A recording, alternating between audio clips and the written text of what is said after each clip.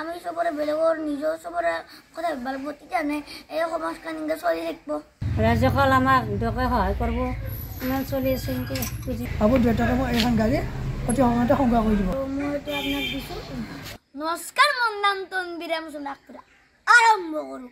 তো গাইজ আজি আমাৰ তাৰ এটা বিশেষ ব্যক্তি হৈছে, তাৰমানে কি বিশেষ ব্যক্তি মই আপোনালোকক দেখি আছোঁ আৰু মোৰ কথাখিনি বৃদ্ধি দিয়া নকৰোঁ কাৰণে এতিয়া মোৰ কথাটো তাৰমানে মই এতিয়া তো এতিয়া আমি কথা পাৰোঁ আৰু হ'ল বিশেষ ব্যক্তি তাৰমানে নাম হ'ল বিপিন দাস আৰু মোৰ জেঠা হৈ দিয়কচোন। আৰু তাৰমানে খোজকাঢ়িব নোৱাৰে সেইকাৰণে এইটোতে তাৰমানে তাৰমানে এইটো আমাৰ এইটো বেয়া হৈছে ন, সেইকাৰণে বেয়া হৈছে। সেইকাৰণে আমাৰ আব্বা যি আছে, আমাৰ আব্বা এই হুইলৰ এটা মানে আমাৰ আব্বাই ব্যৱস্থা কৰি আছে। আমি অতি শীঘ্ৰটো দি দিম। এইটো তাৰমানে আপুনি কেইদিন ভালকৈ যাব পাৰিব ন। আৰু আজি আমাৰ তাত কি আহিছে জানে, তাৰমানে এতিয়া চলি আছে আমাৰ ৰমজান মাহ আৰু আপুনি আমাৰ তাত আজি ৰমজান মাহৰ পৰা ৰমজান মাহৰ কাৰণে তোমালোকলৈ অলপ ইয়াতে মাফল আনিছোঁ ইফতাৰৰ কাৰণে।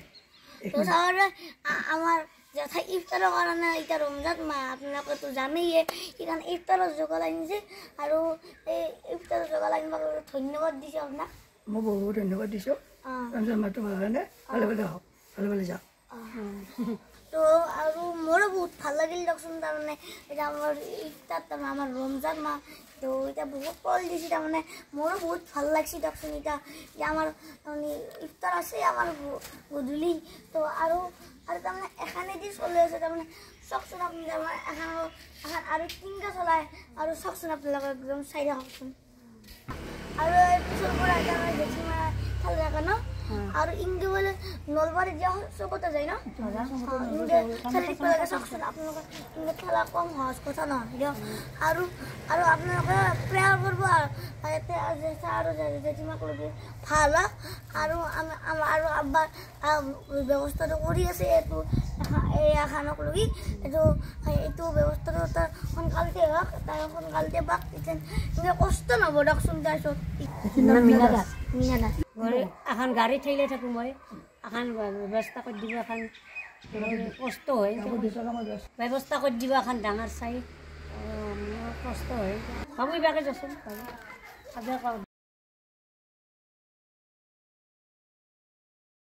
আজি অলপ তাকে আহিব ইয়াতে অলপ মই একটা যোগাৰ দিলোঁ মোৰ মৰমৰ ভাইটি দেউতাৰ কাৰণে। আৰু লগতে এই গাড়ীখন ভাঙিছে গৈছে, এই গাড়ীখন মোৰ পৰিবাৰে ঠেলি নিয়ে আৰু লগতে এই দুয়োটাকে মই এইখন গাড়ী অতি সময়তে সংগ্ৰহ কৰি দিব। আৰু মোৰ এই পইচাটো হৈছিল তাৰমানে মোক বেলেগে দিছিল দিয়কচোন, তো মই এইটো আপোনাক দিছোঁ। আৰু আপোনালোকে চবে প্ৰেয়াৰ কৰিব দেখাকলগি তাৰমানে ভাল হওক। আমি এইটো সোনকালতে আনি দিম এখন ভাল হ'ব। ৰাজ্যপাল আমাক দুয়োকে সহায় কৰিব ইমান চলি আছে এনেকৈ পুঁজি মাগি খাই আছোঁ। আৰু আপোনালোকে চবেই সহায় কৰিব, যেতিয়া আপোনালোকে সহায় কৰিব আৰু তাৰমানে এনেকৈ চালে চবতে যায় যেনেকৈ এতিয়া আমাৰ ইফালে আহিলে নলবাৰীত যাব এনেকৈ চবতে আহিলোঁ ইমান কষ্ট কৰি নদী চপাই। তো আমি চবৰে কথা ভাবিব লাগিব, আশাদৰ কথা ভাবিব লাগিব, মোৰ কথা ভাবিব লাগিব, আপোনাৰ কথা ভাবিব লাগিব। আমি চবৰে আমি চবৰে বেলেগৰ নিজৰ চবৰে কথা ভাবিব লাগিব, তেতিয়ানে এই সমাজখন এনেকৈ চলি থাকিব।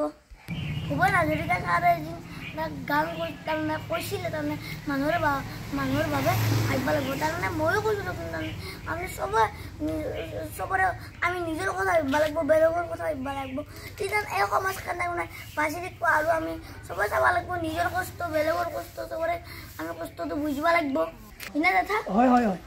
আৰু আমাক আশীৰ্বাদ কৰিব, আমি আপোনালোকক কাম কৰি চবে নিজৰ ভাবিব লাগিব, বেলেগৰো ভাবিব লাগিব। ধন্যবাদ। মই আপোনালোকলৈ সদায় আলোচনা কৰি থাকিম, দোৱা কৰি থাকিম।